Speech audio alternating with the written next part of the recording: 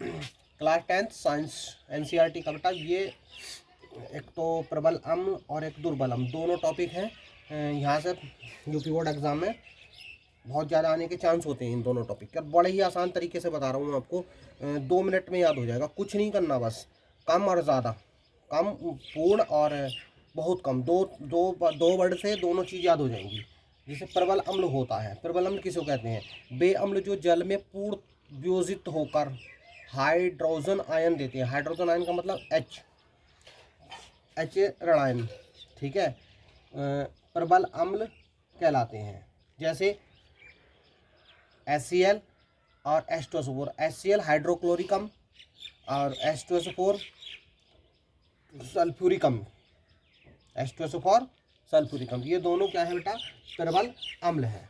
ऐसी एक दुर्बल अम्ल होता है, बे अम्ल जो जल में बहुत कम वियोजित होकर, देखो ये पूर्ण वियोजित होते हैं और ये वाले बहुत कम वियोजित होकर हाइड्रोजन आयन देते हैं। बस देते दोनों हाइड्रोजन आयन है, लेकिन अंतर क्या है? यहाँ पे है पूर्ण वियोजित और यहाँ पे है बहुत कम वियोजित, इतना अंतर है।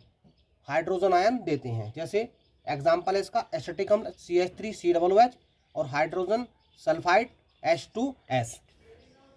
ये टॉपिक यूपी बोर्ड एग्जाम में आने के ज़्यादातर चांस होते हैं। इसके इम्पोर्टेंट टॉपिक है ये, बच्चे से याद कर लो 10th वाले पेपर देने जाने से पहले। बस अंतर दोनों में ये है, देखो यहाँ पर पूर्ण लिखा हुआ है और यहाँ पर बहुत कम, बाकी सब कुछ सेम है। और इनके एग्जाम्पल याद कर लो।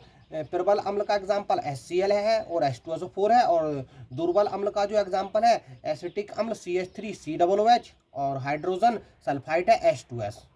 दोनों टॉपिक हो जाएंगे, 2 मिनट लगेगी।